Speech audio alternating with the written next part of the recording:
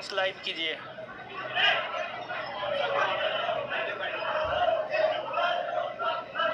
हे, क्या कर रहे हैं आप लोग?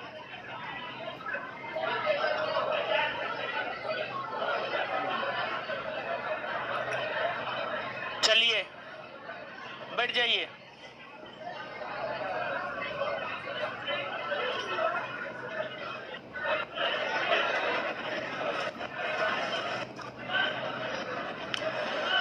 बैठिए जल्दी।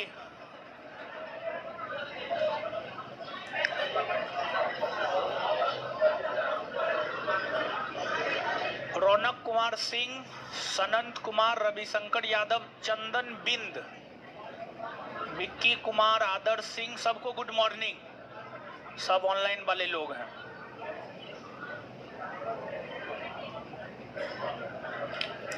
बैठ जाइए सब लोग। रिजवान फ्रॉम सहरसा 81 आया है बीपीएससी में, 87 कटअप गया है। तो कटअप को पार नहीं किए, रिजल्ट नहीं हुआ। पूछिए, जो पूछना है पूछ सकती हूँ, पूछिए जल्दी।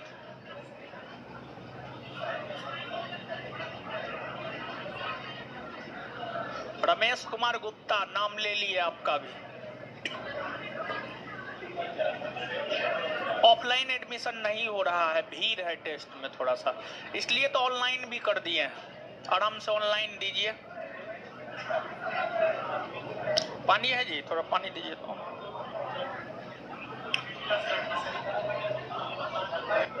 टेस्ट का एक और बैच शाम में आएगा।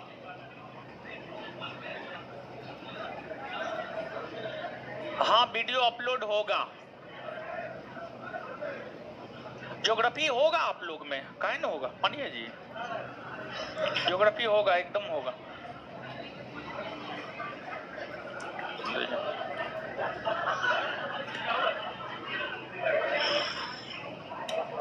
इधर आइए।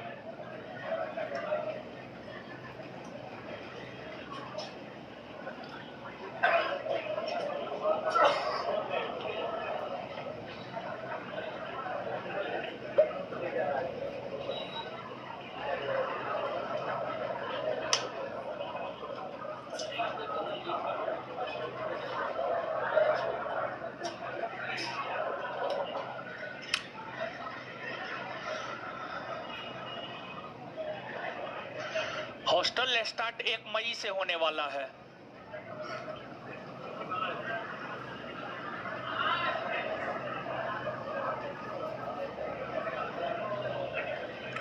चलिए आ जाइए अब।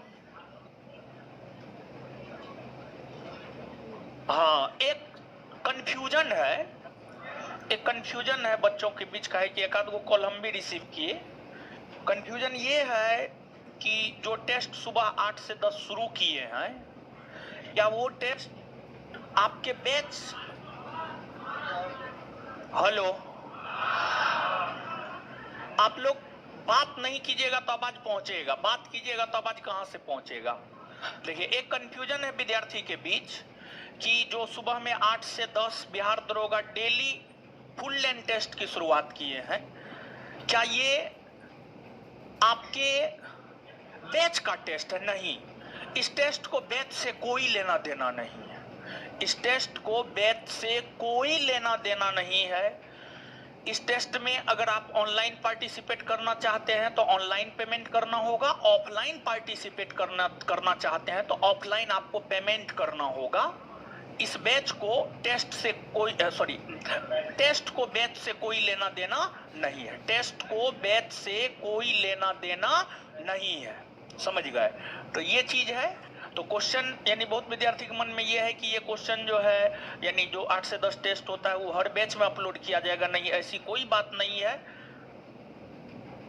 टेस्ट को बैच से कोई लेना देना नहीं है। टेस्ट में पार्टिसिपेट करने के लिए आपको पेमेंट करना होगा, ठीक है? ये चीज है। सैटरडे का टेस्ट आप लोग के बैच से रिलेटेड है। 35 टेस्ट हम बोले हुए हैं, तो 35 टेस्ट हम आपको करवाएंगे और करवा रहे हैं। उसके लिए तो हम आपसे कुछ भी नहीं ले रहे हैं, समझ गए? तो ये चीज है, समझे? अब तो कोई कंफ्यूजन नहीं रहना चाहिए। हाँ, नहीं रहना चाहिए। अब आ जाइए,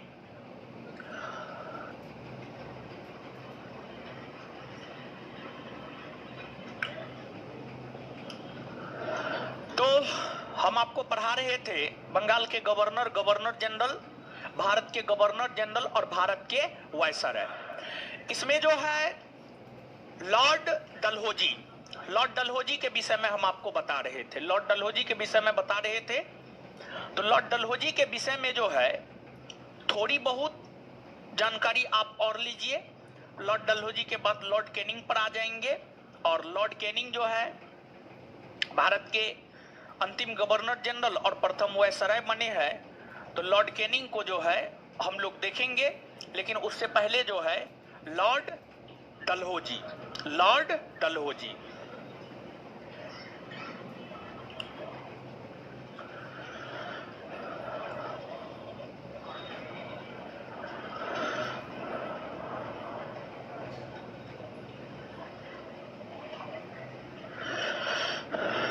सौ 48 से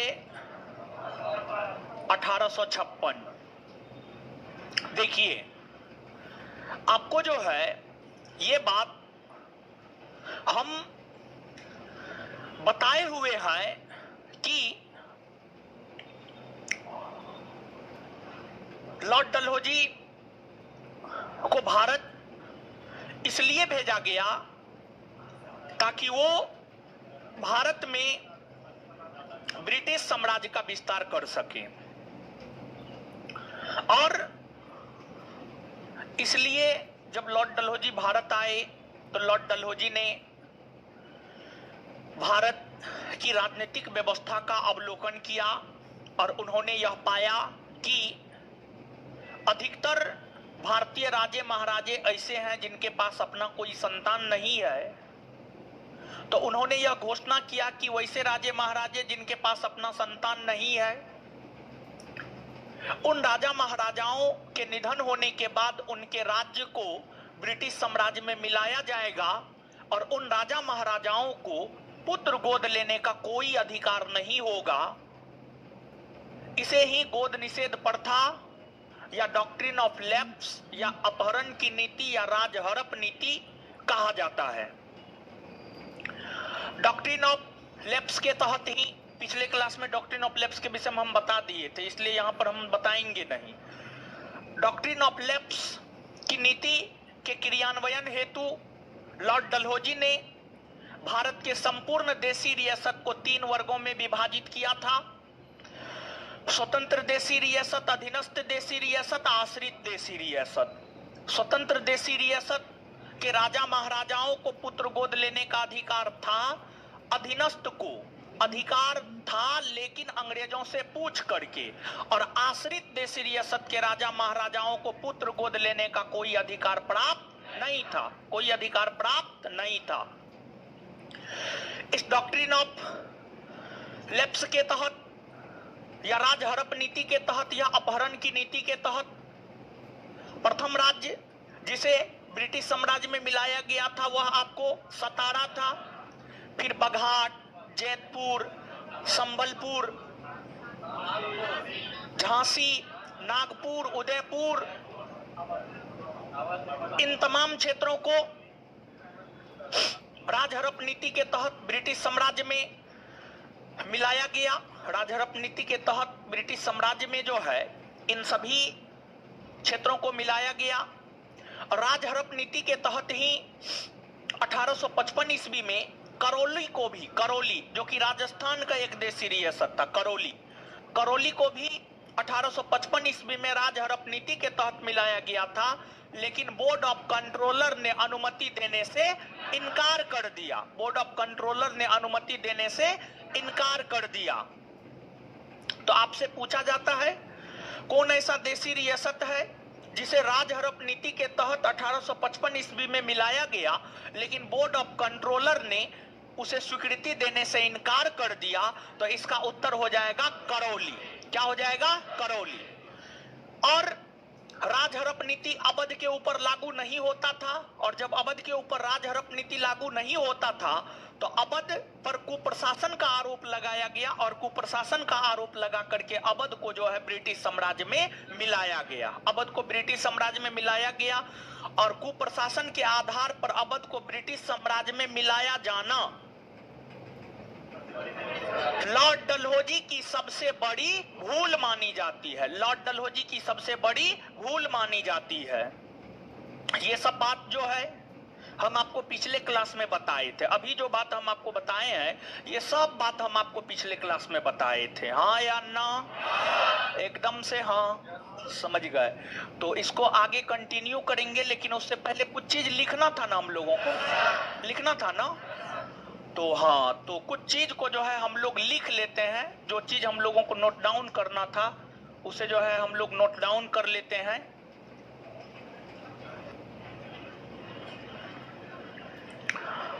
दीजिए तो कॉपी थोड़ा सा, कहाँ तक विलियम बेंटिक, कॉपी दीजिए, नोट दीजिए, नोट दीजिए। हाँ, तो Lord William Bentinck, Charles Metcalfe, Auckland. Auckland के विषय में कुछ लिखाना है, ठीक है। ऑकलैंड, तो हेडिंग मान लीजिए तो Lord Auckland, Lord Auckland, Lord Auckland 1836 से 1842, लॉर्ड ऑकलैंड 1836 से 1842।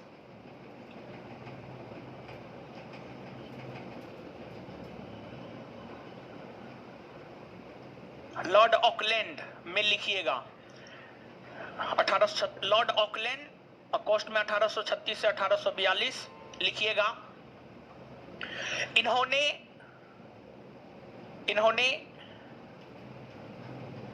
मेडिकल की तैयारी करने वाले, इन्होंने मेडिकल की तैयारी करने वाले, इन्होंने मेडिकल की तैयारी करने वाले भारतीय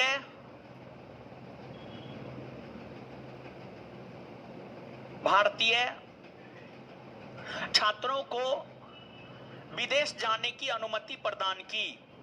भारतीय छात्रों को विदेश जाने की अनुमति प्रदान की।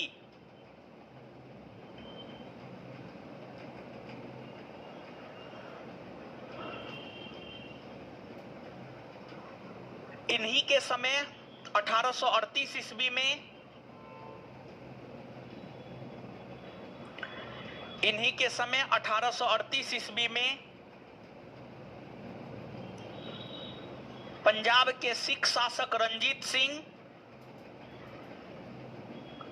पंजाब के सिख शासक रंजीत सिंह, पंजाब के सिख शासक रंजीत सिंह कोमा अफगानी शासक शाह सूजा, अफगानी शासक शाह सूजा, अफगानी शासक शाह सूजा, अफगानी शासक शाह सूजा, अफगानी शासक शाह सूजा, शाह सूजा और अंग्रेजों के बीच, और अंग्रेजों के बीच, और अंग्रेजों के बीच त्रिपक्षीय संधि हुआ, और अंग्रेजों के बीच त्रिपक्षीय संधि हुआ, और अंग्रेजों के बीच त्रिपक्षीय संधि हुआ। इन्होंने ही ग्रैंड ट्रंक रोड का मरम्मत करवाया।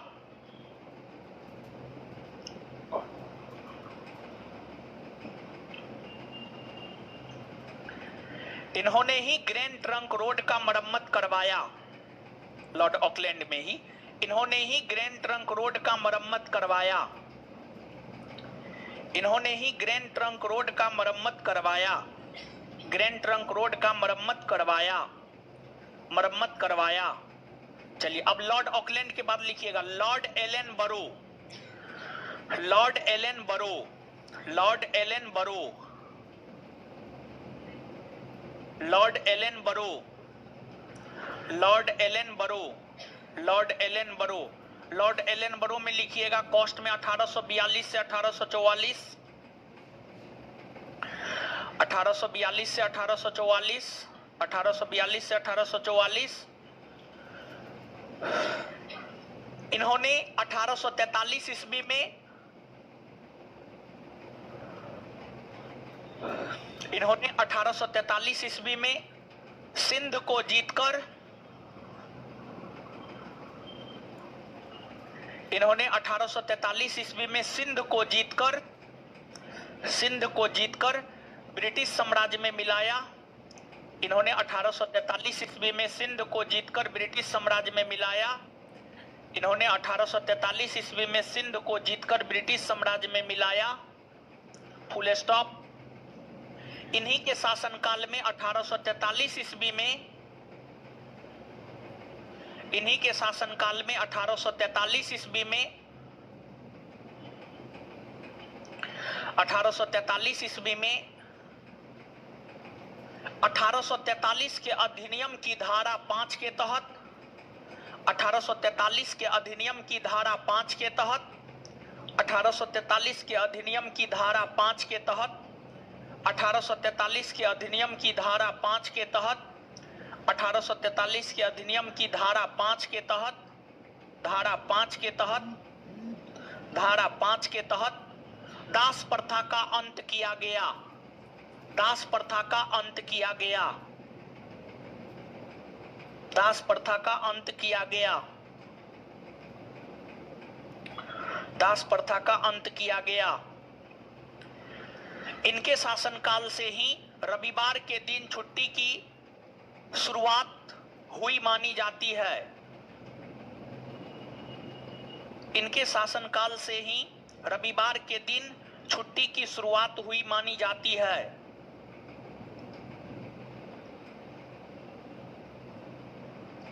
इनके शासनकाल से ही रविवार के दिन छुट्टी की शुरुआत हुई मानी जाती है।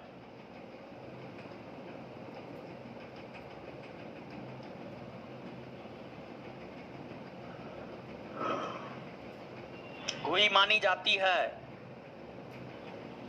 चलिए अब आगे हेडिंग मारिएगा। लॉर्ड हार्डिंग प्रथम 1844 से 1848। लॉर्ड हार्डिंग प्रथम 1844 से 1848। लॉर्ड हार्डिंग प्रथम 1844 से 1848। लॉर्ड हार्डिंग प्रथम 1844 से 1848। इन्होंने ओडिशा के खोंड जनजाति में प्रचलित इन्होंने ओडिशा के खोंड जनजाति में प्रचलित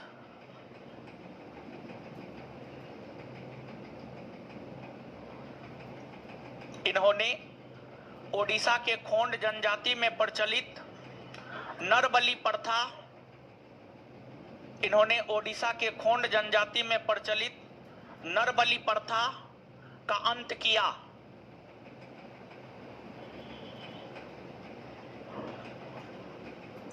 फुल स्टॉप।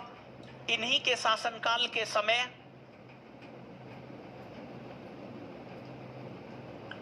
इन्हीं के शासनकाल के समय 1845-46 ईस्वी में 1845-46 ईस्वी में 1845-46 ईस्वी में 1845-46 ईस्वी में प्रथम आंग्ल सिख युद्ध हुआ। प्रथम आंग्ल सिख युद्ध हुआ। प्रथम आंग्ल सिख युद्ध हुआ।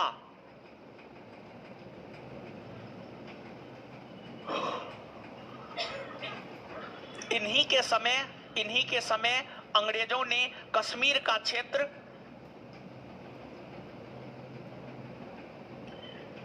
इन्हीं के समय अंग्रेजों ने कश्मीर का क्षेत्र 1 करोड़ रुपया में कश्मीर का क्षेत्र 1 करोड़ रुपया में गुलाब सिंह को दे दिया। कश्मीर का क्षेत्र 1 करोड़ रुपया में 1 करोड़ रुपया में गुलाब सिंह को दे दिया।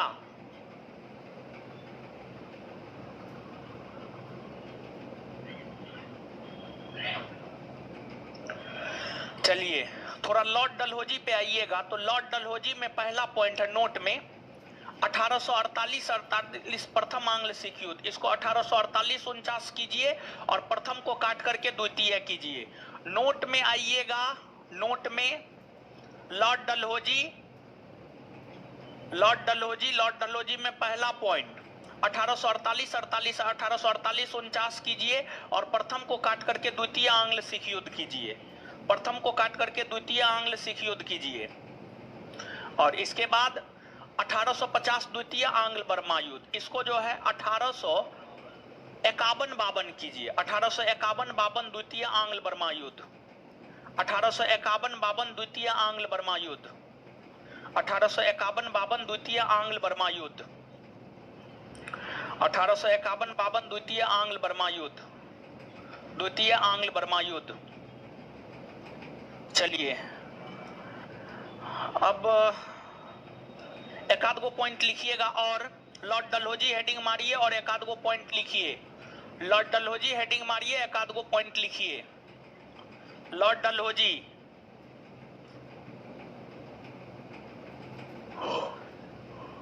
लॉर्ड डलहौजी हेडिंग मारिए और एक आध गो पॉइंट लिखिए,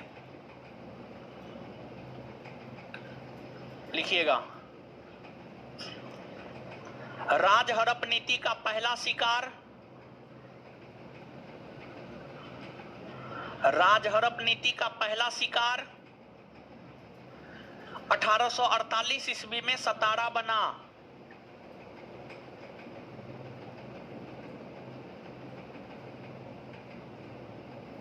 सतारा बना, 1848 ईस्वी में सतारा बना, 1848 ईस्वी में सतारा बना, फुल स्टॉप। अगला पॉइंट लिखिएगा। लॉर्ड डलहौजी ने राज हड़प नीति के तहत 1855 ईस्वी में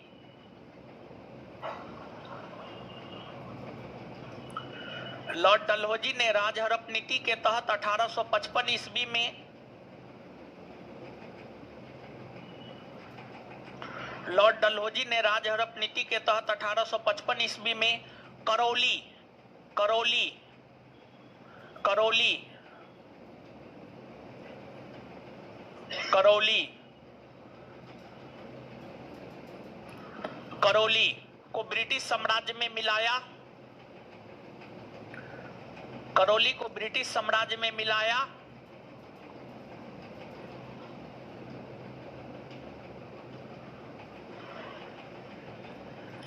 जिसे बोर्ड ऑफ कंट्रोलर ने स्वीकृति देने से इनकार कर दिया, जिसे बोर्ड ऑफ कंट्रोलर ने स्वीकृति देने से इनकार कर दिया।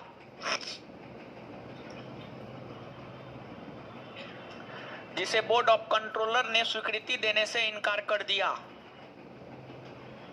नेक्स्ट पॉइंट लिखिएगा। लॉर्ड डलहौजी ने कुप्रशासन के आधार पर, नेक्स्ट पॉइंट लिखिएगा। लॉर्ड डलहौजी ने कुप्रशासन के आधार पर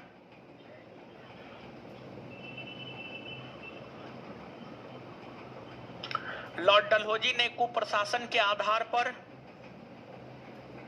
अवध को 1856 ईस्वी में, अवध को 1856 ईस्वी में ब्रिटिश साम्राज्य में मिलाया, ब्रिटिश साम्राज्य में मिलाया।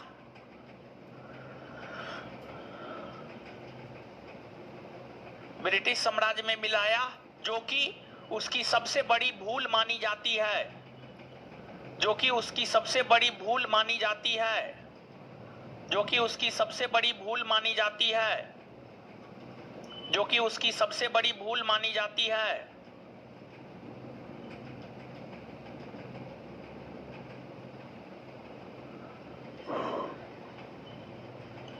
अब देखिए आगे सुनिए। लॉर्ड डलहौजी, अगर हम लोग लॉर्ड डलहौजी की बात करें तो जो लॉर्ड डलहौजी है, लॉर्ड डलहौजी आपको साम्राज्यवादी तो था ही, साम्राज्यवादी होने के साथ साथ लॉर्ड डलहौजी जो है आपको सुधारवादी भी था। लॉर्ड डलहौजी सुधारवादी भी था। लॉर्ड डलहौजी ने भारत के भीतर कई सारे सुधारात्मक कार्य किए हैं। लॉर्ड डलहौजी ने जो भारत के भीतर कई सारे सुधारात्मक कार्य किए हैं, उसमें लॉर्ड डलहौजी ने भारत के भीतर रेलवे का विकास किया। भारत में पहली बार रेलगाड़ी का परिचालन लॉर्ड डलहौजी के समय ही 16 अप्रैल 1853 को मुंबई से थाने के बीच हुआ था, 34 किलोमीटर में। और इसलिए लॉर्ड डलहौजी को भारतीय रेलवे का पिता भी कहा जाता है या भारतीय रेलवे का जनक भी कहा जाता है। तो भारत के भीतर रेलगाड़ी का परिचालन कराने में लॉर्ड डलहौजी का सबसे बड़ा योगदान रहा है। और लॉर्ड डलहौजी के समय ही पहली बार भारत में रेलगाड़ी का परिचालन हुआ।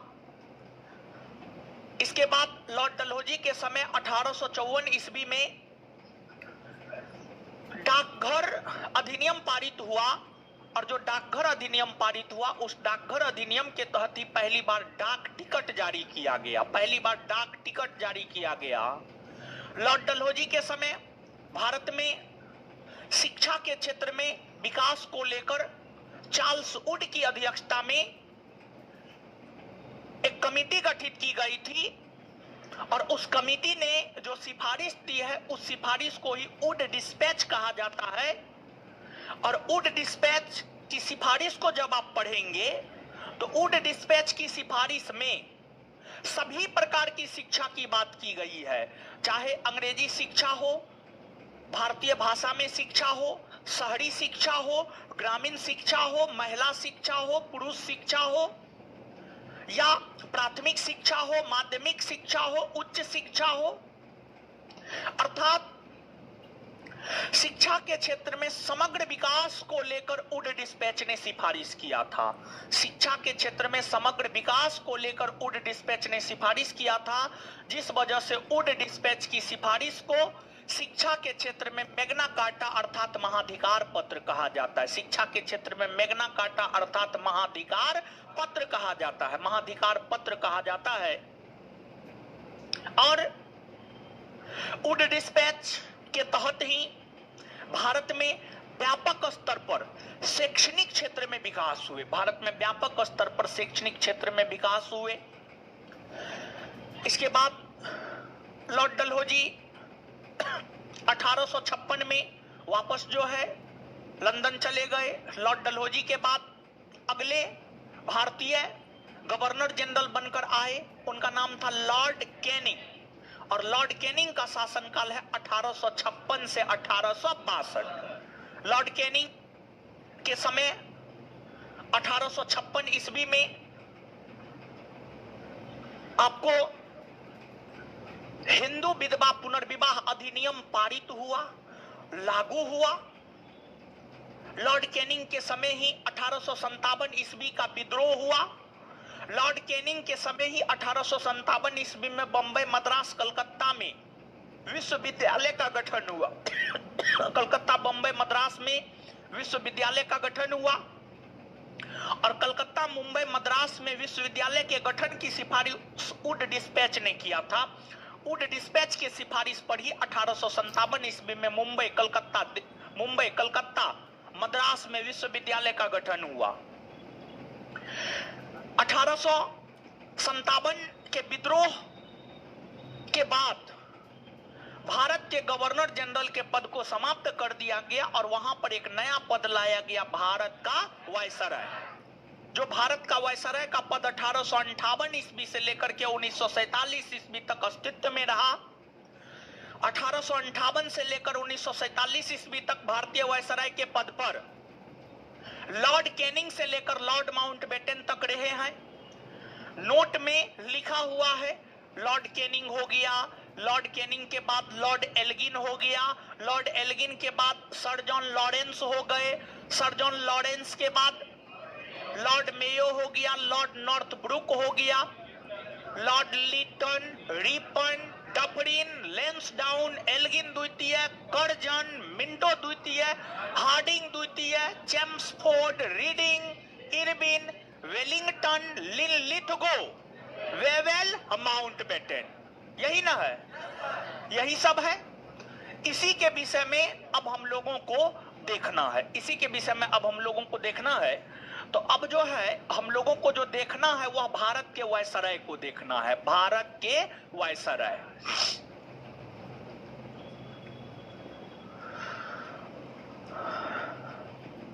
भारत के वायसराय, तो भारत के जो प्रथम वायसराय है लॉर्ड कैनिंग, आगे भारत के वायसराय की चर्चा करेंगे, लेकिन उससे पहले, ठीक है, उससे पहले 2-4-5 क्वेश्चन पूछते हैं जो अभी हम आपको बताए हैं, एक बार याद कर लेते हैं, फिर इसके बाद जो हम लोग आगे बढ़ जाएंगे। जहां तक याद करवाए हुए थे वहां से आगे हम आपको याद करवाते हैं, ठीक है। भारत में रेलवे का पितामह किसे कहा जाए? रेलवे का पितामह, रेलवे का पितामह लॉर्ड डलहौजी। भारत में पहली बार रेलगाड़ी का परिचालन कब हुआ? 16 अप्रैल 1800। भारत में पहली बार रेलगाड़ी का परिचालन कब हुआ? 16 अप्रैल 1800। कहां से कहां? मुंबई से। कहां से कहां? मुंबई से थाने। इसके बाद प्रथम डाकघर अधिनियम किसके समय पारित? लॉर्ड। प्रथम डाकघर अधिनियम किसके समय पारित? कब? 1800। किस गवर्नर जनरल के समय सर्वप्रथम डाक टिकट जारी हुआ? लॉर्ड। किस गवर्नर जनरल के समय सर्वप्रथम डाक टिकट जारी हुआ? किसके समय सर्वप्रथम डाक टिकट? लॉर्ड डलहौजी के समय, लॉर्ड डलहौजी के समय। इसके बाद आगे बताइएगा कि वुड डिस्पैच किसके समय आया? लॉर्ड। वुड डिस्पैच किसके समय आया? वुड डिस्पैच किसके समय आया? कब आया? 1854। 1800। वुड डिस्पैच कब आया है? भारतीय शिक्षा जगत में मैग्ना कार्टा किसे कहा जाए? Wood dispatch. भारतीय शिक्षा जगत में मैग्ना कार्टा किसे कहा जाए? मैग्ना कार्टा किसे कहा जाता है? वुड डिस्पैच, समझ गए। और इसके बाद जो है भारत के अंतिम गवर्नर जनरल कौन बने? लॉर्ड। अंतिम गवर्नर जनरल कौन बने? Lord Canning. 1857 का विद्रोह किस गवर्नर जनरल? लॉर्ड। 1857 में बंबई, मद्रास, कलकत्ता में विश्वविद्यालय का गठन किसके समय? लॉर्ड।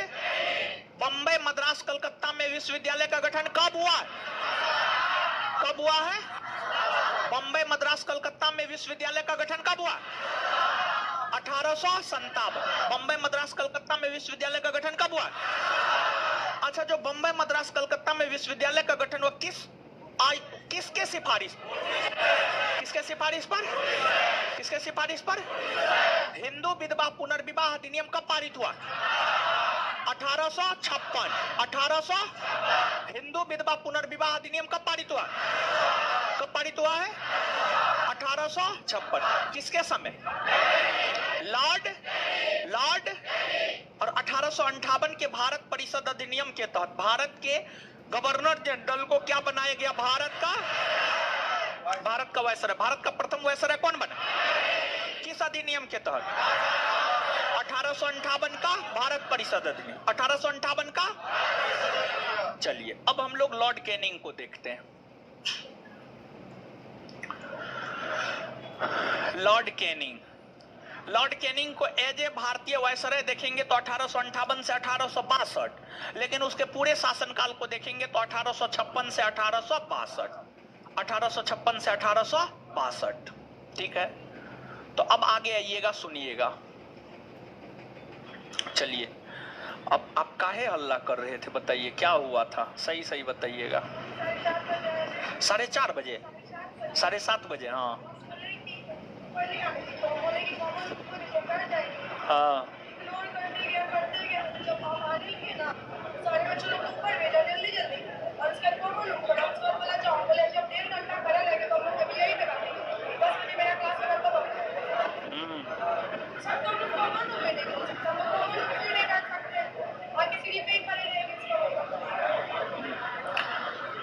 कॉमन। चलिए देखिए, न्याय जो है दोनों पक्ष को सुन करके किया जाता है, ठीक है। अब इसका हम पक्ष सुन लिए हैं, कॉमन रूम में आप लड़की में से कोई बैठी थी?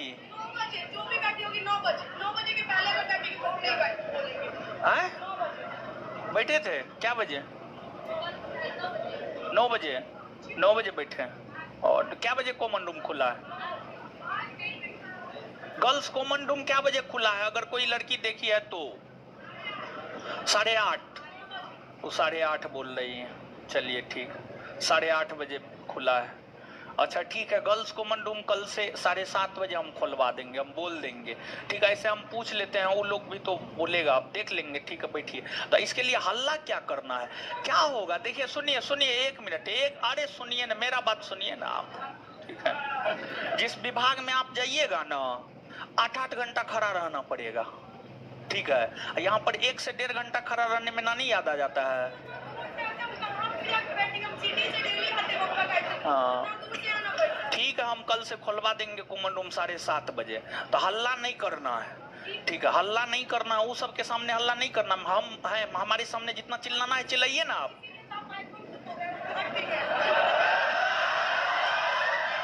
चलिए सुनिए, अब देखिए एडमिशन जो है 8 से 10 वाला जो टेस्ट है, आज देखिए, आज अगर सभी बच्चा को, आप में से कुछ बच्चा तो निश्चित तौर पर टेस्ट दिए होंगे ऑफलाइन, आई कार्ड चेक करके एंट्री करवाया गया, कितना ठीक ठाक से सब चीज हो गया।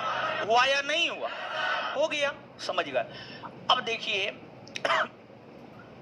आप लोग का बैच 10 से 12 है, तो पहला अधिकार आप लोग का बनता है कि आप लोग का एडमिशन 8 से 10 वाले टेस्ट में निश्चित तौर पर होनी चाहिए। समझिए, ये अधिकार आपका बनता है, इस बात को हम एक्सेप्ट करते हैं। समझ गए। देखिए आपका जो है एडमिशन होगा, ठीक है, होगा। कितने लोग इस बैच के ऐसे हैं जिनका एडमिशन नहीं हुआ है, लड़का लड़की? इतने लोग हैं, तो आप लोग एडमिशन काहे न लिए? देखिए एगो बात बता देते हैं, सुनिए, एगो बात बता देते हैं, सुन लीजिए। बात ये है कि जैसे ही एडमिशन ओपन हुआ ना, एडमिशन ओपन होने की 1 दिन में ही लगभग हमको लगता है 2000 प्लस एडमिशन हो गया। ठीक है, तो इसलिए जो है तुरंत बंद करना पड़ा। सुबह से लेकर शाम तक में ही उतना एडमिशन हो गया। समझ गए?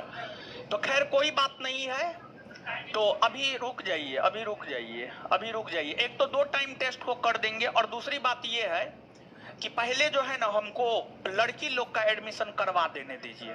ठीक है, लड़की लोग का करवाने दीजिए। अरे हल्ला मत कीजिए, हम बोल रहे हैं ना। पहले देखिए है, आज लड़की लोग जिनका भी एडमिशन, जो 8 से 10 टेस्ट देना चाहती है, एडमिशन नहीं हुआ है, हम बोल देंगे, बोल दीजिएगा लड़की लोग का एडमिशन ले लेगी। अरे सुनिए ना, हल्ला मत कीजिए। ठीक है, हाँ सुनिए, 8 से 10 वाला में जो 8 से 10 टेस्ट वाला में जो है 10 से 12 बैच की जो लड़की है, 10 से 12 बैच की जो लड़की है, उसका एडमिशन हो जाना चाहिए आज। ठीक है, और एडमिशन करेगा आईडी कार्ड देख करके कि 10 से 12 बैच की वो है या नहीं है, और एडमिशन यहीं पर होगा, बता दीजिएगा सबको, अभी जाकर के आप बता दीजिएगा। ठीक है, तो लड़की लोग पहले आप लोग एडमिशन ले लीजिए 8 से 10 टेस्ट में जिनको लेना है, और आजे भर होगा, फिर कल से कहिएगा तो नहीं हो पाएगा, कल से नहीं हो पाएगा। उसके बाद फिर आगे पहले लड़की को जो है कल एडजस्ट करवाने दीजिए, फिर परसों जो है लड़का लोग को भी हम करवा देंगे। आप लोग धैर्य रखिए ना, अरे हम हैं ना जी, आप काहे टेंशन लेते हैं? समझिए, धैर्य रखिए, करवा देंगे। चलिए, और इसके बाद अगली बात बता देते हैं, टेस्ट जो है ऑनलाइन भी करवा दिए हैं, और दूसरी बात, अगर आपको नहीं, आपका एडमिशन नहीं हो पा रहा है तो आप ऑनलाइन कर लीजिए।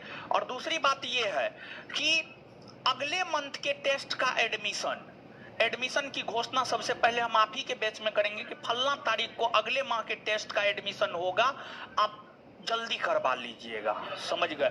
जिस रोज घोषणा करेंगे उसी रोज अपना करवा लीजिएगा। समझ गए?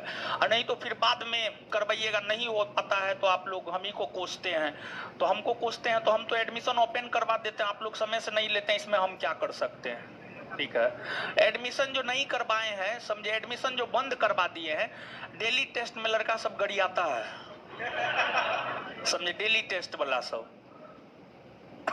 चलिए अब आइए, तो सभी से देखिए, सब लोग से, लड़की ही नहीं लड़का से भी, सब लोग से रिक्वेस्ट है कि अगर हम नहीं रहे, अगर आपको असुविधा हो रहा है तो आपको चिल्लाना नहीं है, हो हंगामा नहीं करना है, हमारे आने का इंतजार कीजिए। हम तो आएंगे ही आएंगे, हम आएंगे, हमको बताइए।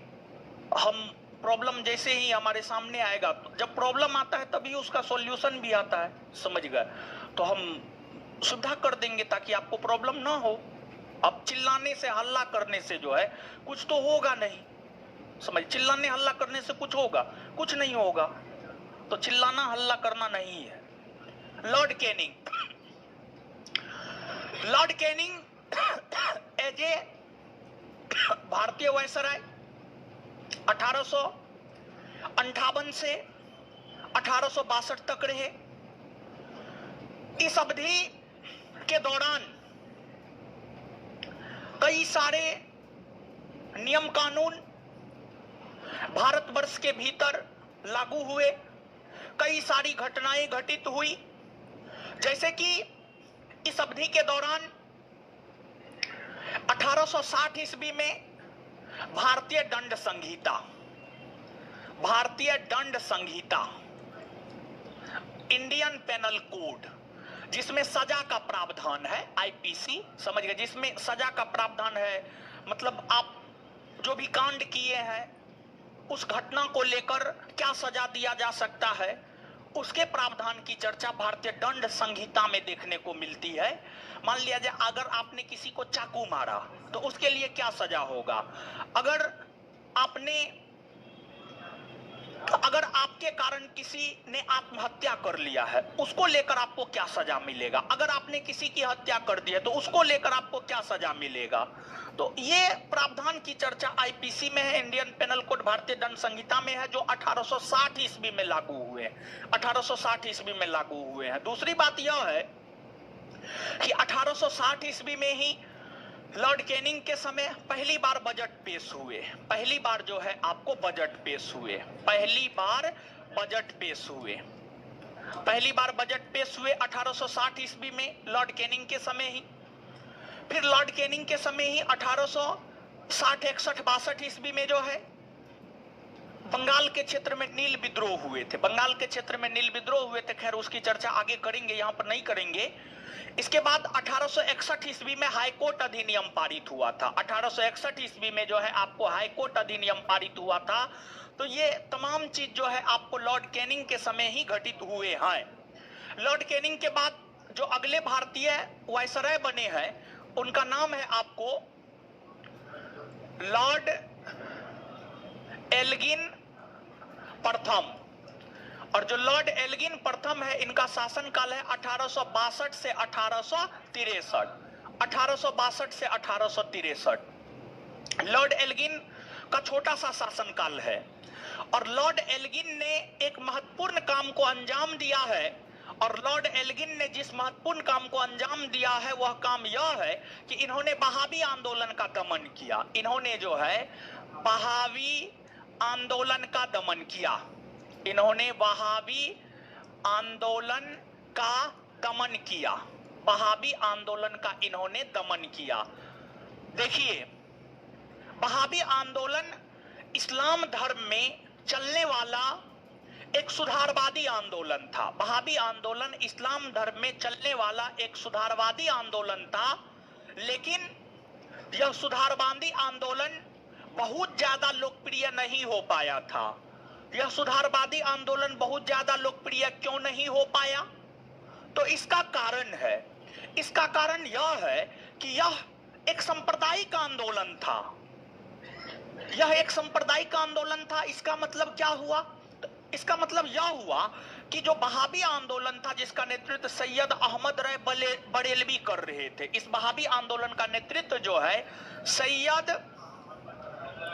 अहमद राय बरेलवी, सैयद अहमद राय बरेलवी कर रहे थे। इस आंदोलन का लक्ष्य उन्होंने निर्धारित किया था, भारत को इस्लामी राष्ट्र बनाना है। जैसे औरंगजेब ने क्या निर्धारित किया था? औरंगजेब ने यह निर्धारित किया था कि उसे भारत को इस्लामी राष्ट्र बनाना है। उसी प्रकार से वहाबी आंदोलन का भी लक्ष्य था भारत को इस्लामी राष्ट्र बनाना है। और इसलिए हम कह सकते हैं कि यह एक सांप्रदायिक आंदोलन था और इसके सांप्रदायिक चरित्र होने के कारण ही यह आंदोलन बहुत ज्यादा लोकप्रिय नहीं हो पाया। लेकिन यह आंदोलन 1830 ईस्वी से लेकर 1863 ईस्वी तक चला था। जो वहाबी आंदोलन था 1830 से लेकर 1863 ईस्वी तक चला था और 1863 ईस्वी में लॉर्ड एल्गिन प्रथम ने इस वहाबी आंदोलन को अंतिम तौर पर दबा दिया, जो कि इनके द्वारा किया गया सबसे महत्वपूर्ण कार्य माना जाता है। लॉर्ड एल्गिन प्रथम के बाद जो अगले भारतीय वायसराय बनकर आए हैं उनका नाम है आपको लॉर्ड लॉरेंस या Sir John Lawrence. Lord Lawrence या Sir John Lawrence, Lord Lawrence या सर जॉन लॉरेंस, जिसका शासन काल है 1864 से लेकर के 1869, 1864 से लेकर के 1869। देखिए, लॉर्ड लॉरेंस के समय अंग्रेजी सरकार या अंग्रेजी सेना और भूटान के बीच युद्ध हुआ था 1865 ईस्वी में। 1865 ईस्वी में अंग्रेजी सेना और भूटान के बीच 1865 ईस्वी में युद्ध हुआ था, जिसे भूटान युद्ध कहा जाता है। यह लॉर्ड लॉरेंस के शासनकाल की घटना है। फिर लॉर्ड लॉरेंस के समय समुद्री टेलीग्राफ सेवा की शुरुआत हुई थी। समुद्री टेलीग्राफ सेवा की शुरुआत हुई थी, मतलब समुद्र के जरिए मैसेज को, संदेश को एक स्थान से दूसरे स्थान तक पहुंचाने की सेवा की शुरुआत हुई थी। तो लॉर्ड लॉरेंस के समय ही समुद्री टेलीग्राफ सेवा की शुरुआत हुई थी। समुद्री टेलीग्राफ सेवा की शुरुआत हुई थी। दूसरी बात, लॉर्ड लॉरेंस के समय अफगानिस्तान के साथ हस्तक्षेप की नीति अपनाई गई थी, मतलब अफगानिस्तान में जैसे जो चल रहा है वैसे चलने दिया गया, जिसे यह माना जाता है कि इन्होंने अफगानिस्तान के साथ हस्तक्षेप की नीति अपनाई थी। और इन्होंने अफगानिस्तान के साथ जो हस्तक्षेप की नीति अपनाई, इसी को शानदार निष्क्रियता का सिद्धांत कहा जाता है। इसी को जो है शानदार निष्क्रियता का सिद्धांत कहा जाता है। ये तमाम घटनाएं लॉर्ड लॉरेंस के समय घटित हुई है या सर जॉन लॉरेंस के समय घटित हुई है। लॉर्ड लॉरेंस के बाद जो अगले भारतीय वायसराय बने हैं उनका नाम है लॉर्ड मेयो। लॉर्ड मेयो, और लॉर्ड मेयो का शासनकाल है 1869 से लेकर के 1872। 1869 से लेकर 1872 लॉर्ड मेयो का शासनकाल है। लॉर्ड मेयो एक सुधारवादी वायसराय था। इन्होंने कृषि क्षेत्र में विकास को लेकर कृषि विभाग का गठन किया था। इन्होंने कृषि क्षेत्र में विकास को लेकर कृषि विभाग का गठन किया था। दूसरा, भारतीय राजा महाराजाओं के संतान को शिक्षित करने के उद्देश्य से मेयो कॉलेज की नींव इन्होंने रखी थी। राजस्थान के अजमेर में मेयो कॉलेज की नींव इन्होंने रखी थी 1872 ईस्वी में। और आपको लॉर्ड मेयो के समय ही पहली बार 1872 ईस्वी में भारत में प्रथम जनगणना का आयोजन हुआ। प्रथम जनगणना का आयोजन 1872 ईस्वी में लॉर्ड मेयो के समय ही हुआ। अगली बात यह है कि लॉर्ड मेयो जब भारत के वायसराय थे तो वे अंडमान निकोबार द्वीप समूह में स्थित सेल्यूलर जेल की यात्रा करने को 1872 ईस्वी में गए थे। 1872 ईस्वी में गए थे और जेल यात्रा करके शाम के टाइम में जेल में ही टहल रहा था। उसी क्रम में एक अफगानी मूल का व्यक्ति उस जेल में बंद था। उसका नाम था शेर अली अफरीदी। शेर अली अफरीदी। शाम का टाइम था, अंधेरा था, और अंधेरा का फायदा उठा करके शेर अली अफरीदी नामक व्यक्ति ने लॉर्ड मेयो के पेट में चाकू घोंप दिया। समझ गए। और उसमें लॉर्ड मेयो बुरी तरह घायल हुआ और फिर भगवान को प्यारे हो गए, मतलब उनका मृत्यु हो गया, उनका निधन हो गया। लॉर्ड मेयो के बाद जो अगले भारतीय वायसराय बने हैं उनका नाम है लॉर्ड नॉर्थब्रुक। लॉर्ड नॉर्थब्रुक, और जो लॉर्ड नॉर्थब्रुक है इनका शासनकाल है 1872 से 1876। 1872 से 1876 लॉर्ड नॉर्थब्रुक का शासनकाल है। लॉर्ड नॉर्थब्रुक के शासनकाल के दौरान कई सारी घटनाएं घटित हुई, जैसे लॉर्ड नॉर्थब्रुक के समय ही सर सैयद अहमद खान ने 1875 ईस्वी में मोहम्मडन एंग्लो ओरिएंटल कॉलेज की स्थापना की, जो मोहम्मडन एंग्लो ओरिएंटल कॉलेज आज के डेट में अलीगढ़ मुस्लिम विश्वविद्यालय के नाम से जाना जाता है। उसकी नींव 1875 में लॉर्ड नॉर्थब्रुक के समय सर सैयद अहमद खान के द्वारा किया गया। दूसरी बात यह है कि इन्हीं के शासनकाल के समय जो है विवाह के उम्र को निर्धारित करने को लेकर सर्वप्रथम अधिनियम पारित हुए थे। विवाह के उम्र को निर्धारित करने को लेकर सर्वप्रथम 1872 ईस्वी में जो है एक अधिनियम पारित हुआ था। इसके बाद लॉर्ड नॉर्थब्रुक के शासनकाल की एक और महत्वपूर्ण घटना है पंजाब में होने वाले कूका आंदोलन का दमन इसी के समय हुआ। पंजाब में होने वाले कूका आंदोलन का दमन जो है आपको लॉर्ड नॉर्थब्रुक के समय ही हुआ। ये सब लॉर्ड नॉर्थब्रुक के शासनकाल की महत्वपूर्ण घटनाएं हैं। लॉर्ड नॉर्थब्रुक के बाद जो अगले भारतीय वायसराय बने हैं उनका नाम है लॉर्ड लीटन। और जो लॉर्ड लीटन है इनका शासनकाल है 1876 से 1880। आगे लॉर्ड लीटन को देखेंगे, लेकिन उससे पहले कुछ याद करते हैं। ठीक है, याद करते हुए आगे बढ़ते हैं, ज्यादा बेटर रहेगा।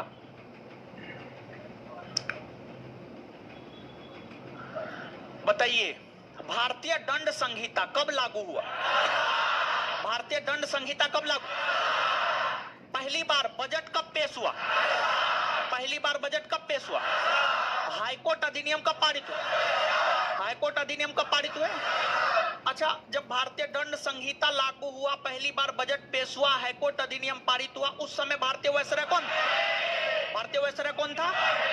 और यहां पर एक बात सुनिए, देखिए हाईकोर्ट अधिनियम 1861 में पारित हुआ, लेकिन पहली बार हाईकोर्ट का गठन 1862 में हुआ बम्बई, मद्रास और कलकत्ता में। और पहली बार हाईकोर्ट का गठन जो 1862 में हुआ था वह लॉर्ड एल्गिन प्रथम के समय हुआ था।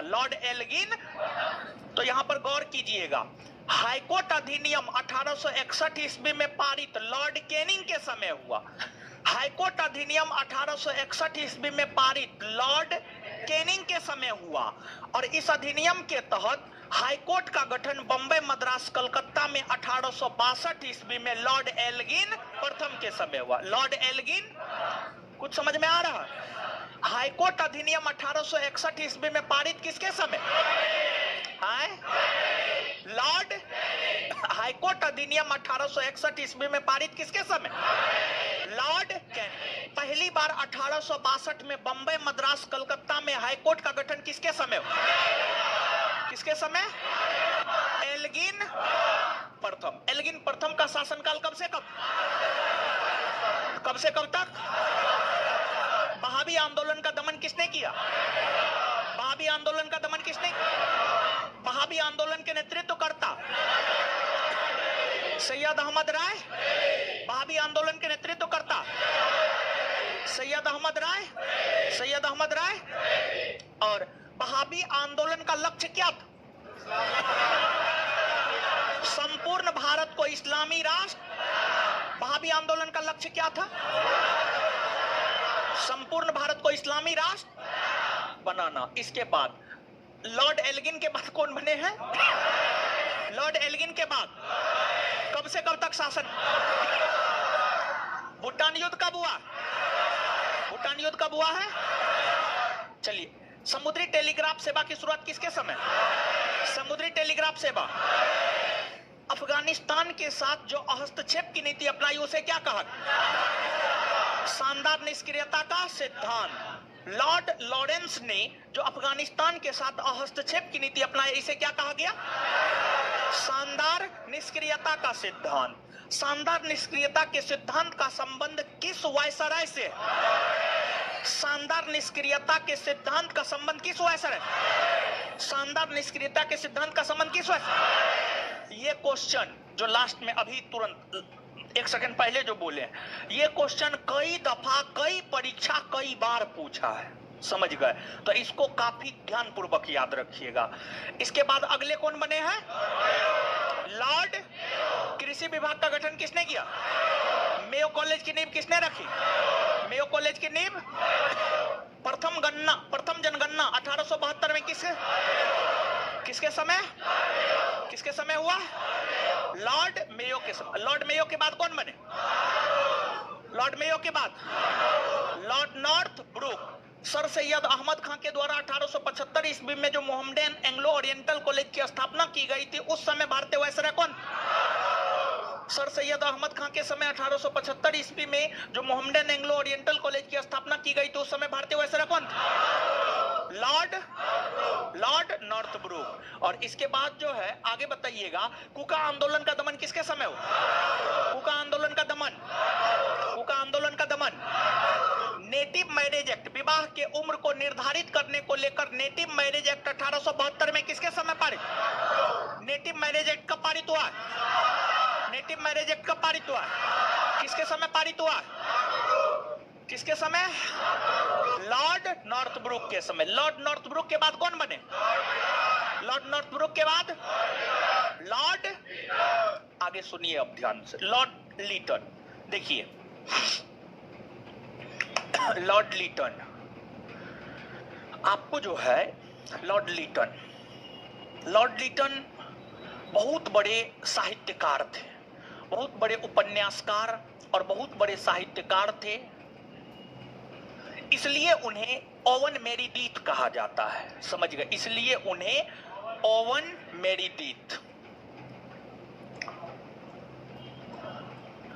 मेरीडीथ कहा जाता है। दूसरी बात यह है कि लॉर्ड लीटन एक प्रतिक्रियावादी वायसराय था। इन्होंने हर काम भारतीयों के विरोध में ही जाकर किया। इन्होंने हर काम भारतीयों के विरोध में ही जाकर किया। कैसे कह सकते हैं? इस रूप में कह सकते हैं, 1876-77 के समय, 1876-77 ईस्वी के समय भारत में अकाल पड़ा हुआ था। पूरे भारत में, भारत का कोई ऐसा भूभाग नहीं था जहां पर अकाल नहीं पड़ा था। और जानते हैं ब्रिटिश शासन से लोग इतना त्रस्त क्यों हो रहे थे? ऐसा थोड़ी था कि ब्रिटिश शासन अच्छा नहीं था। ब्रिटिश शासन अच्छा था, लेकिन कुछ मामलों में अच्छा था। ब्रिटिश शासन के समय जो है लगभग साल, 2 साल, या मान लीजिए ना, प्रत्येक साल ही अकाल पड़ता था, समझ गए? तो लोग कैसे खुश रहेंगे बताइए? और इनके समय में भी लगभग पूरा भारत अकालग्रस्त था। और ये 1877 ईस्वी में दिल्ली दरबार का आयोजन कर लाखों रुपया बहा रहा था, लाखों रुपया पानी में बहा रहा था। उस लाखों रुपया से हजारों भारतीयों का मदद हो जाता, बल्कि भारतीयों का मदद ना करके बेवजह का लाखों रुपया जो है दिल्ली दरबार का आयोजन करके बहा रहा था। पहली बार इन्हीं के समय 1877 ईस्वी में दिल्ली दरबार का आयोजन हुआ, जिसे प्रथम दिल्ली दरबार कहा जाता है। और इस प्रथम दिल्ली दरबार के तहत महारानी विक्टोरिया को केसरे हिंद की उपाधि प्रदान की गई थी, सिर्फ एक उपाधि प्रदान करने के लिए। महारानी विक्टोरिया को केसरे हिंद की उपाधि प्रदान करने के लिए मात्र दिल्ली दरबार का आयोजन करके लाखों रुपया बेवजह का खर्च किया गया। कुछ राष्ट्रवादी इतिहासकार इस पर कटाक्ष करते हैं, इस पर व्यंग करते हैं, इसकी आलोचना करते हैं। और इसकी आलोचना करते हुए कुछ राष्ट्रवादी इतिहासकार कहते हैं कि प्रथम दिल्ली दरबार का आयोजन जो हुआ था, ये वही स्थिति थी जैसे रोम जल रहा था और रोम के शासक नीरो को कोई मतलब नहीं था। रोम के शासक नीरो मग्न होकर अपना बांसुरी बजा रहा था। प्रथम दिल्ली दरबार की तुलना ही विश्व के इस घटना से की गई है कि रोम जल रहा है और नीरो बांसुरी बजा रहा है। नीरो जानते हैं बड़ी क्रूर अत्याचारी शासक था। नीरो ना अपने गुरु को छोड़ा, ना अपने माँ को छोड़ा, किसी को नहीं छोड़ा, पत्नी को तो छोड़िए दीजिए, किसी को नहीं छोड़ा, सबको मार दिया नीरो। अपने में वो मग्न रहता था, समझिए, अपने में मग्न रहता था। रोम का शासक था, रोम जल रहा था और दूसरी तरफ वो अपना मग्न होकर के जो है बांसुरी बजा रहा था। मतलब वैसे शासक जिसको, जो शासक है, शासक बन गया है लेकिन उसको शासन से कोई लेना देना नहीं है, उसको अपने से लेना देना है। तो प्रथम दिल्ली दरबार में वही स्थिति थी। पूरा का पूरा भारत अकालग्रस्त था और दूसरी तरफ लॉर्ड लिटन जो है दिल्ली दरबार का आयोजन कर लाखों रुपया बहा रहा था। भारत के लोग मर रहे हैं, भारत के लोग दाने दाने को तरस रहे हैं और इधर जो है बेवजह फालतू का जो है बहाया जा रहा है रुपया, समझ गए। तो ऐसी चीज नहीं होनी चाहिए, समझ गए। और सामान्य तौर पर हम लोग भी ऐसा करते हैं, जैसे कि आप देखेंगे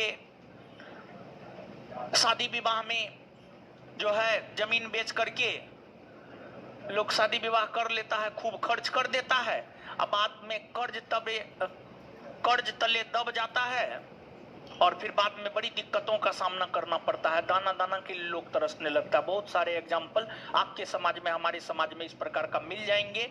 देखिए, कभी भी जितनी शक्ति हो उतनी ही भक्ति होनी चाहिए, समझ, जितनी शक्ति हो उतनी ही भक्ति, उससे ज्यादा नहीं। दिखावे का काम कभी मत कीजिए।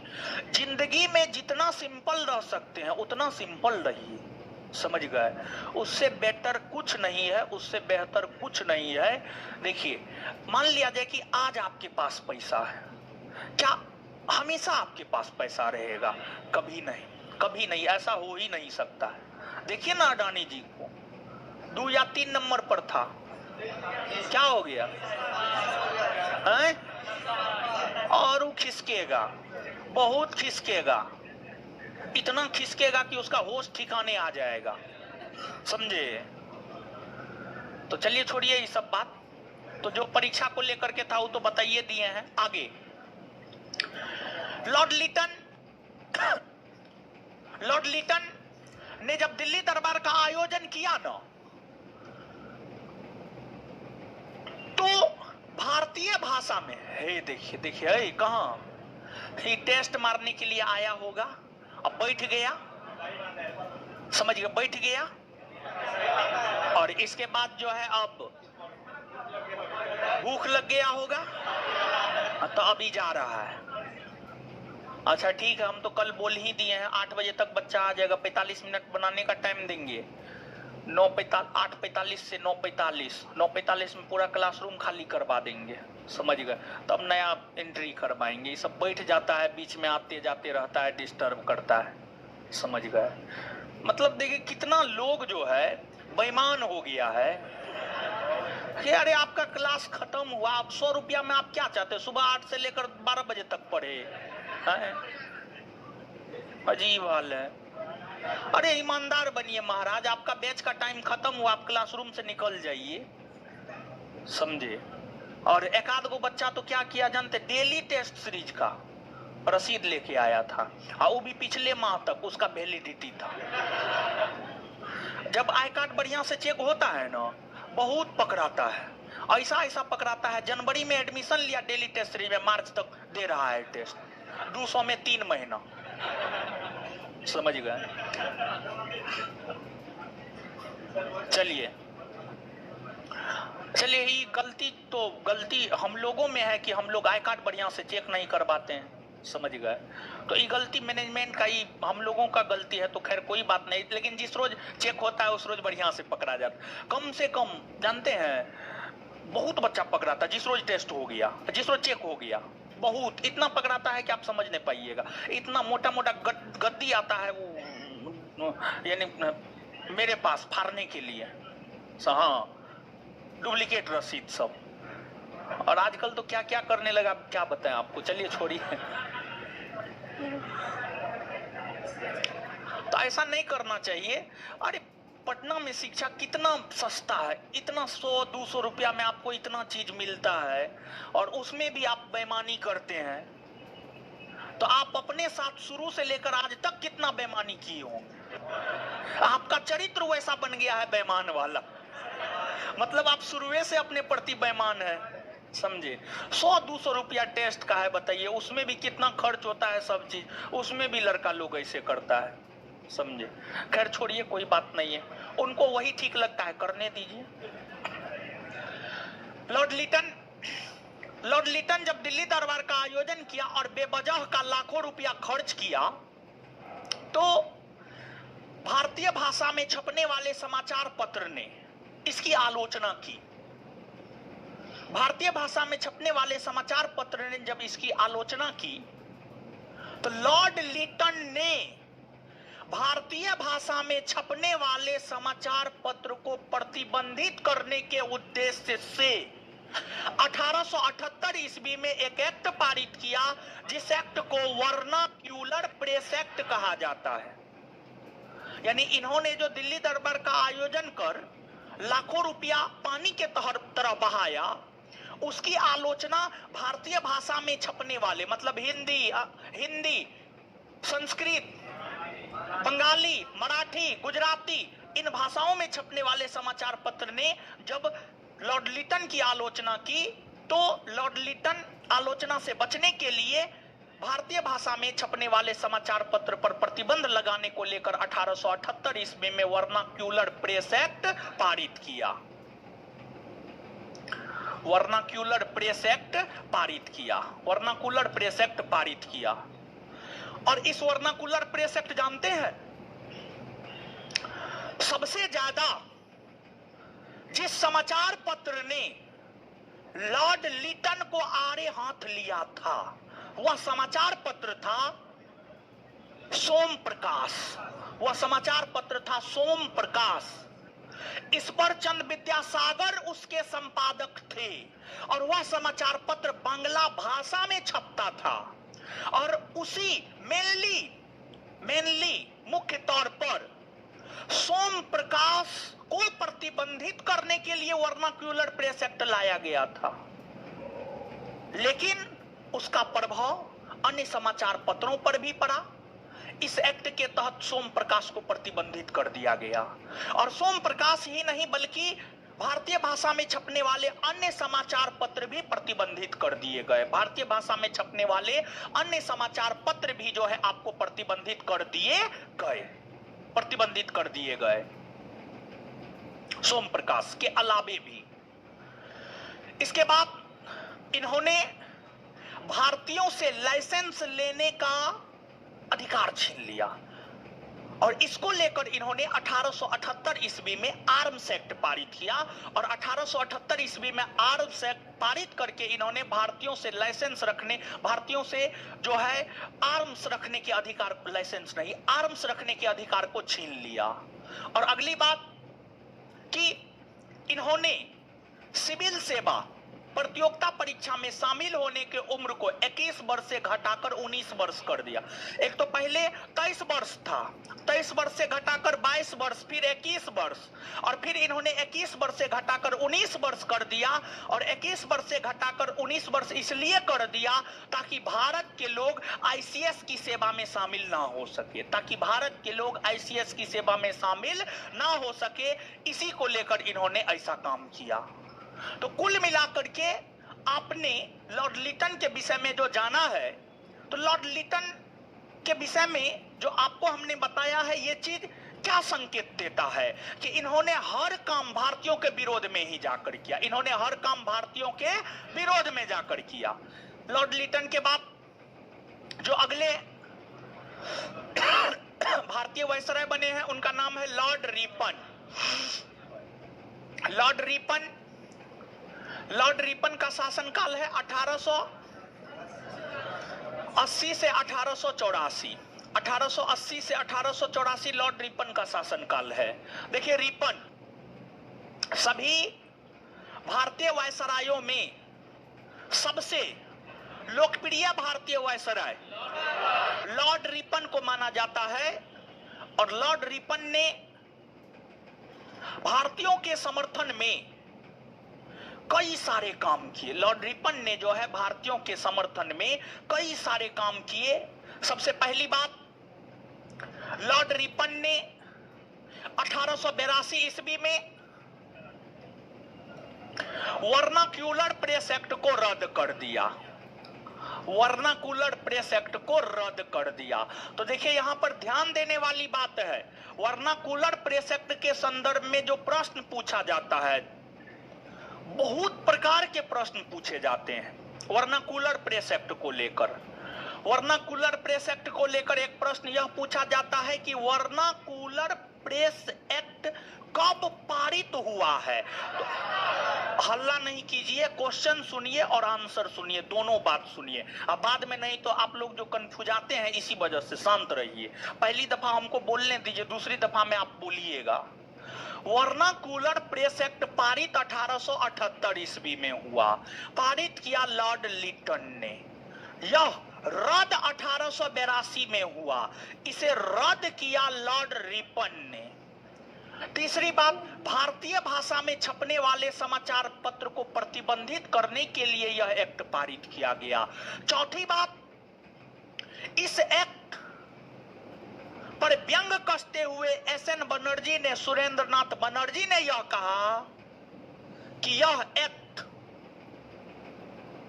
आसमान से गिरने वाले वज्रपात के समान है। जैसे जब बादल गरजता है तो वज्रपात गिरता है, कहीं कहीं जहां पर गिरता है स्वाहा, खत्म।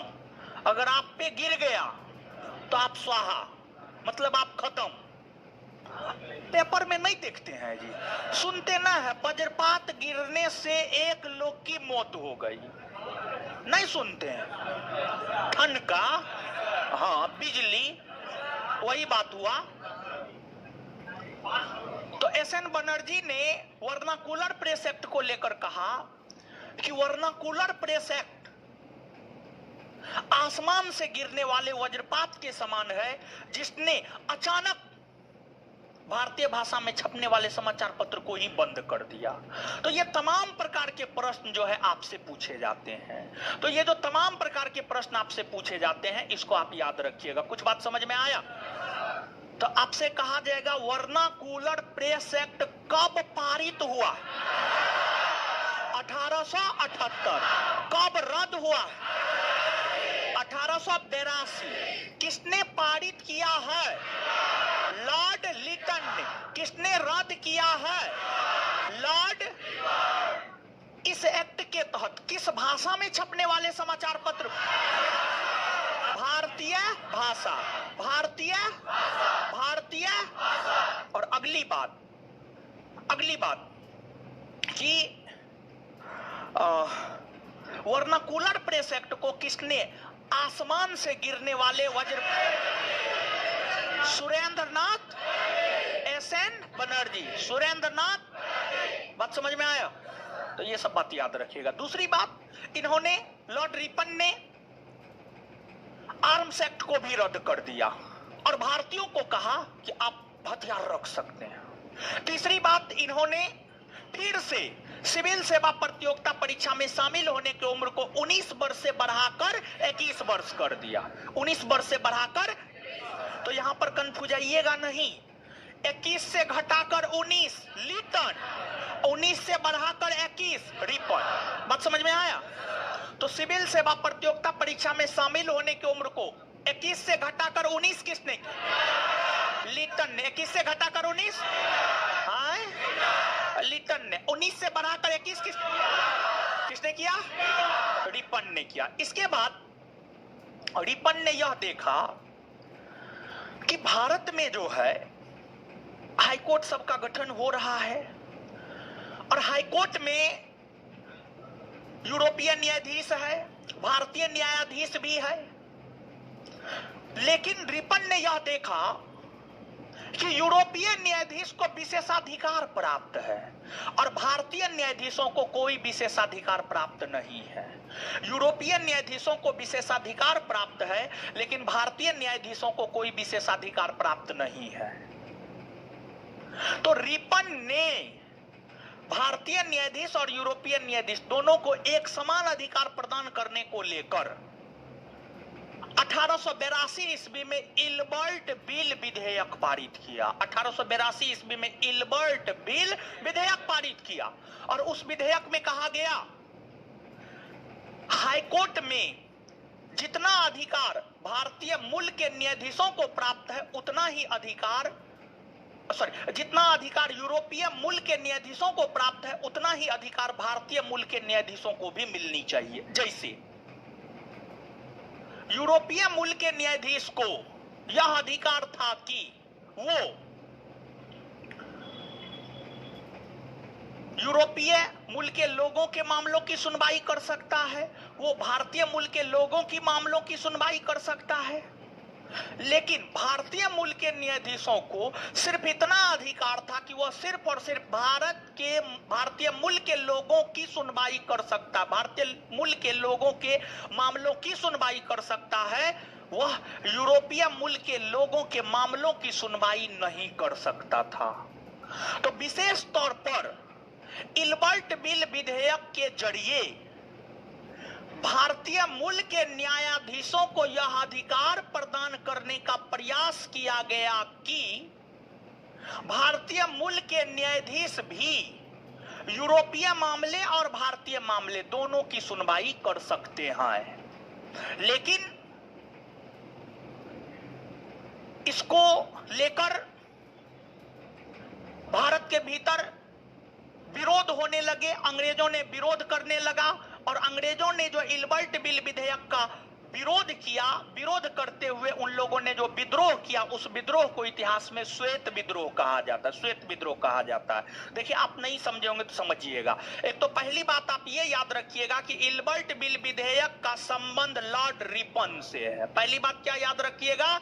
इल्बर्ट बिल विधेयक का संबंध इल्बर्ट बिल विधेयक का संबंध किससे है? लॉर्ड। अब सुनिए, कलकत्ता में हाईकोर्ट का गठन 1862 में हुआ, ठीक है।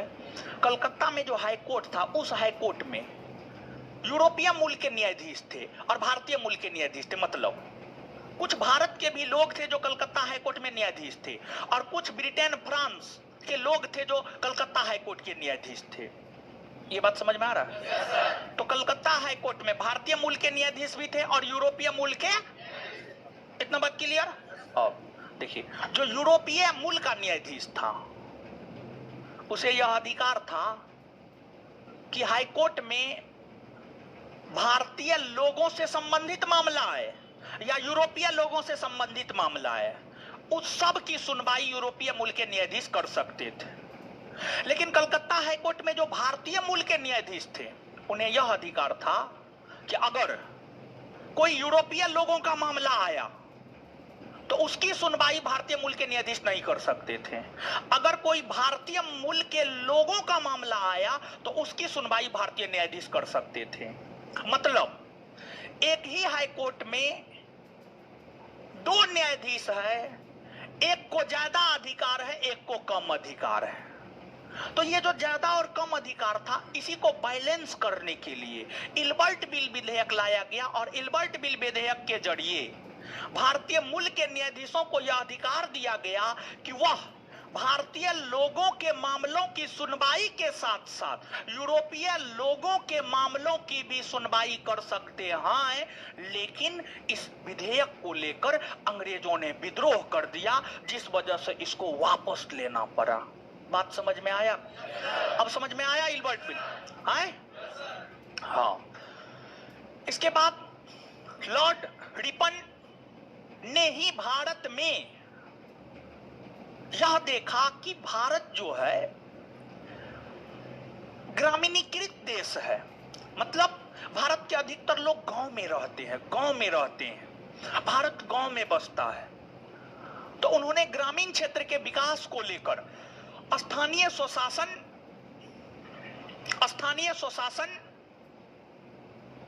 की बात कही। आधुनिक काल में सर्वप्रथम स्थानीय स्वशासन का विचार, यानी लोकल स्तर पर सरकार होना चाहिए, लोकल स्तर पर शासन करने को लेकर अधिकारी होनी चाहिए। इसकी संकल्पना आधुनिक भारत में सबसे पहले लॉर्ड रिपन ने किया, जिस वजह से लॉर्ड रिपन को स्थानीय स्वशासन का जनक भी माना जाता है। लॉर्ड रिपन ने कारखाना में काम करने वाले लोगों को अधिकार देने के उद्देश्य से 1881 ईस्वी में प्रथम कारखाना अधिनियम पारित किया। तो कुल मिलाकर के जब आप लॉर्ड रिपन के शासनकाल को देखेंगे तो जो लॉर्ड रिपन है पूरी तरीका से भारतीयों के समर्थन में ही काम किया, और लॉर्ड रिपन को करने भी इसलिए दिया गया क्योंकि उससे पहले लॉर्ड लिटन प्रतिक्रियावादी काम करके गया था। भारत के लोगों में बहुत ज्यादा आक्रोश था, बहुत ज्यादा गुस्सा था। तो ब्रिटेन की गवर्नमेंट को लगा कि ना, अगर अभी कोई प्रतिक्रियावादी काम होता है तो भारत के लोग उग्र हो जाएंगे, फिर सबको कूट देंगे, सब अंग्रेज को कूट देंगे। तो इससे बढ़िया है कि थोड़ा बढ़िया भी काम होने दे। तो रिपन इसलिए जो है आपको अच्छा काम किया, भारतीयों के समर्थन में काम किया, ताकि भारत के लोगों को लगे कि नहीं, ब्रिटिश शासन खराब नहीं है, ब्रिटिश शासन अच्छा भी है, ठीक भी। समझ गए? तो ये चीज है। जानते, हम सोचे थे इस चैप्टर को पिछले सप्ताह में ही खत्म कर देने का, लेकिन इस सप्ताह आ गया है, खत्म नहीं हो पाया है। समझ गए? चलिए, खैर कोई बात नहीं है। इतना बात याद हुआ? इतना में कोई दिक्कत नहीं ना है?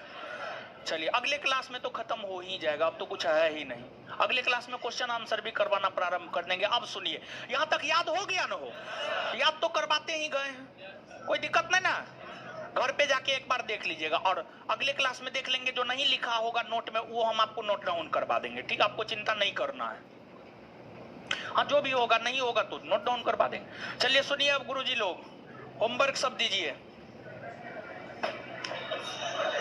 होमवर्क क्या